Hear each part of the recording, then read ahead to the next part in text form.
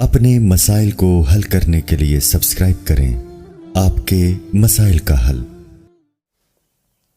دیکھیں، محرم کے بارے میں غلط فہمیاں بہت ساری ہیں۔ پہلے تو میں یہ عرض کروں، محرم کی اسلام میں فضیلت کیا ہے اور کیوں ہے یہ فضیلت۔ رسول اللہ صلی اللہ علیہ وسلم نے فرمایا کہ محرم کو آپ صلی اللہ علیہ وسلم نے شہر اللہ قرار دیا ہے۔ صحیح حدیث ہے کہ آپ صلی اللہ علیہ وسلم نے فرمایا، صحیح مسلم کی حدیث ہے کہ رمضان کے روزوں کے بعد سب سے زیادہ جو روزے افضل ہیں وہ شہر اللہ المحرم، اللہ کے مہینے محرم کے ہیں، یعنی اللہ کی طرف اس محرم کی نسبت کی جا رہی ہے، تو یہ ایک بڑی فضیلت کی چیز ہے۔ اور قرآن میں جن 4 مہینوں کو محترم قرار دیا ہے، عرب ان مہینوں میں جنگ و جدال کو حرام سمجھا کرتے تھے کہ یار یہ ناجائز ہے، اس میں جنگ نہیں کرنی چاہیے، ان مہینوں کا احترام لازم ہے۔ ان میں 4 مہینوں میں محرم بھی ہے، محرم، رجب، ذی الحجہ، ذی قعدہ، ذی الحجہ، یہ 4 مہینے ہیں جو محترم ہیں، لیکن اس میں پھر رجب بھی داخل ہے اور ذی قعدہ بھی اور ذی الحجہ بھی، تو یہ بھی ہے۔ اور 10 محرم کے روزے کی بڑی فضیلت ہے۔ آپ صلی اللہ علیہ وسلم نے فرمایا 1 سال کے گناہوں کی معافی کا ذریعہ بنتا ہے، لیکن آپ نے فرمایا کہ یہودیوں کی مشابہت نہ کرو، کیونکہ یہودی 1 روزہ رکھتے ہیں تو ہم 9، 10 یا 10، 11 2 روزے ملائیں گے۔ تو یہ محرم کی فضیلت ہے،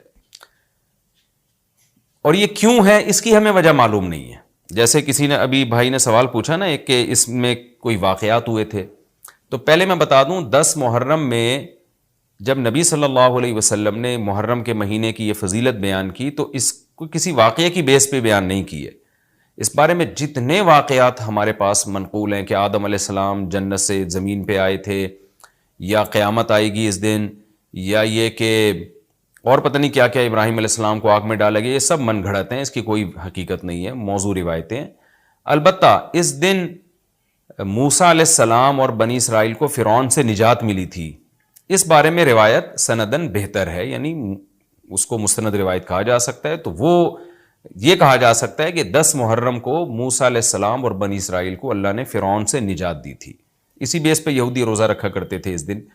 تو یہ روایت کے علاوہ باقی جتنے بھی واقعات ہیں سب من گھڑت ہیں۔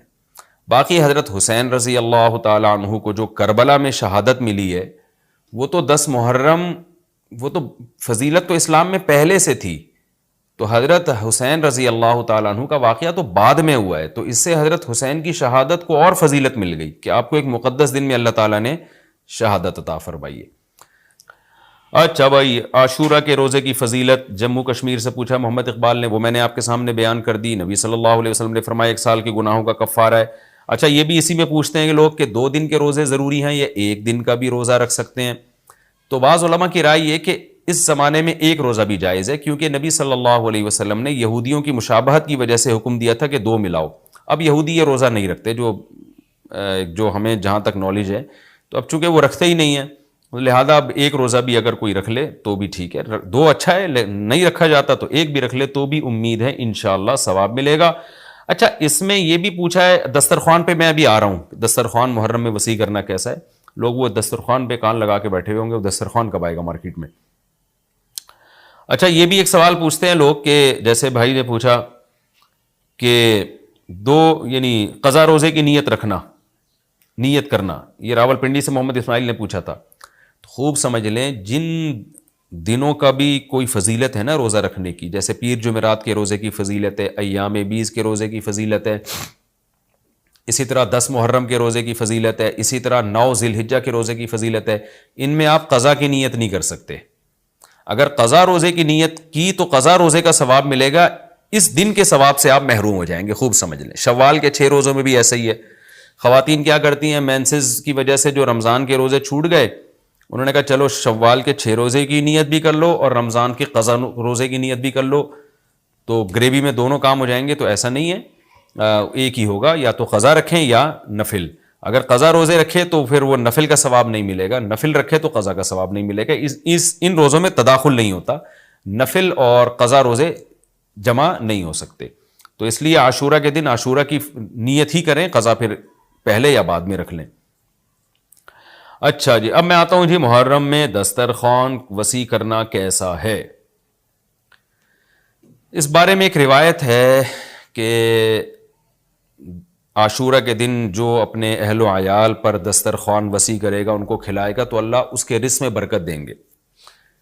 یہ روایت سند کے لحاظ سے کمزور ہے۔ بعض علماء کی رائے یہ ہے کہ اگرچہ کمزور روایت ہے مگر فضائل میں چلتی ہے، تو کوئی اچھی نیت سے دسترخوان وسیع کر دے، وسیع کر رہا ہے نا، کوئی یتیم کے منہ سے نوالا تو نہیں چھین رہا نا، کھلا ہی رہا ہے، تو اگر کوئی گھر والوں پہ اس دن اچھا کھلا دے گا تو اس میں کیا حرج ہے۔ بعض علماء کی یہ رائے ہے، وہ بھی اصحاب علم ہے۔ لیکن بندہ ایک کو ہمیشہ سے ایک اشکال رہا ہے کہ جب ایک بالکل بے غبار صحیح حدیث ہمارے سامنے موجود ہے تو اس کے مقابلے میں ایسی کمزور روایت کو ہم کس بیس پہ ترجیح دے سکتے ہیں؟ ہمارے سامنے جو بے غبار اور بالکل مستند حدیث ہے، جس کی سند پہ کوئی کلام نہیں ہے، وہ ہے روزہ، عاشورہ کے دن روزہ رکھنا چاہیے۔ روزہ اور دسترخوان آپس میں جمع نہیں ہو سکتے، یعنی عاشورہ کے دن جب آپ دسترخوان وسیع کریں گے تو روزہ کیسے رکھیں گے؟ تو بعض لوگوں نے یہ تعویل کی ہے کہ افطاری میں کر لیں آپ، تو افطاری میں تو 10 تاریخ نہیں رہے گی نا، 11 شروع ہو جائے گی، وہ تو 11 محرم ہو جائے گی۔ بعض لوگوں نے یہ کہا کہ جی 9 محرم کو جب سورج غروب ہو تو عاشورہ کی رات کو دسترخوان وسیع کر لیں۔ تو حدیث کے ظاہر سے تو عاشورہ کا دن معلوم ہوتا ہے کہ جب عاشورہ والا دن شروع ہو چکا ہو، یعنی صبح صادق کے بعد، یعنی حدیث میں تکلفات کرنے پڑ رہے ہیں، اس کی تعویلات کرنی پڑ رہی ہیں۔ تو اس بارے میں علامہ ابن تیمیہ رحمہ اللہ کی رائے ہمیں بہت صحیح معلوم ہوتی ہے۔ انہوں نے یہ لکھا ہے کہ اصل میں ہوا یہ تھا کہ جب شیعہ حضرات نے عاشورہ کے دن کو منحوس سمجھنا شروع کر دیا کہ یہ منحوس دن ہے اور اس میں غم کا دن ہے، تو بعض سنیوں نے ان کے مخالفت میں نا اس کو خوشی کا دن منانا شروع کر دیا۔ یعنی ہوتا ہے نا، آپ کسی کی مخالفت میں حد سے تجاوز کرتے ہیں، تو انہوں نے خوشی کے دن کے لیے اس میں کھانے پینے کی روایتیں گڑھ لی، کھاؤ پیو کھلاؤ پلاؤ، تاکہ بالکل ان کی مخالفت ہو۔ تو حقیقت یہی معلوم ہوتا ہے کہ چونکہ صحیح حدیث میں روزے کا تذکرہ ملتا ہے اور روزہ اور کھلانا پلانا جمع نہیں ہو سکتے، اگر یہ جو دوسری عاشورہ کے میں کھانا کھلانے والی حدیث بھی بالکل بے غبار اور مستند ہوتی نا، تو ہم دونوں کو جمع کر کے تعویلات کر لیتے کہ جی افطار میں کھلا دو اور سارا دن روزہ رکھو، یا نابالغ بچوں کو دن میں کھلا دو اور بڑوں کو روزہ رکھوا دو، تو ہم تعویلات کرتے اگر یہ اسی ٹکر کی حدیث ہوتی۔ لیکن یہ کمزور حدیث ہے، تو اس کو اتنی صحیح مستند روایت کے مقابلے میں ہم کیسے لا سکتے ہیں؟ تو وہ ابن تیمیہ رحمہ اللہ کی بات کافی معقول معلوم ہوتی ہے کہ بعض شامی لوگوں نے یہ روایت کو گڑھا ہے صرف شیعہ لوگوں کی دشمنی اور مخالفت میں، کہ اس کو خوشی کا دن، تو عاشورہ کا دن تو نہ غم کا دن ہے نہ خوشی کا دن ہے، عبادت کا مقدس دن ضرور ہے، تو برکت کا دن ضرور ہے۔ تو اس لیے اس میں صحیح بات یہی معلوم ہوتی ہے کہ یہ کھلانا پلانا والا جو روایت ہے یہ ہمیں صحیح معلوم نہیں ہوتی۔ روزہ رکھیں، اور افطاری میں تو ویسے ہی دسترخوان وسیع کرنا چاہیے، افطاری میں سموسے پکوڑے جلیبیاں بچوں کو کھلائیں تاکہ ان کو روزہ رکھنے کی اور زیادہ حوصلہ افزائی ہو۔ تو اس لیے ہماری رائے اس میں یہی ہے کہ عاشورہ کے دن بس روزہ ہی کی فضیلت ہے، دسترخوان والی بات ہمیں ٹھیک معلوم نہیں ہوتی، کیونکہ اس کے مقابلے میں جو ہے نا دسترخوان والی حدیث کے مقابلے میں زیادہ صحیح حدیث ہے جو روزہ تو کھانا پینے سے اجتناب کا نام ہے، اور افطاری میں تو ویسے ہی آدمی کھا لیتا ہے، وہ اس کے لیے پھر ضرورت نہیں ہے الگ سے ہمیں کسی روایت کی۔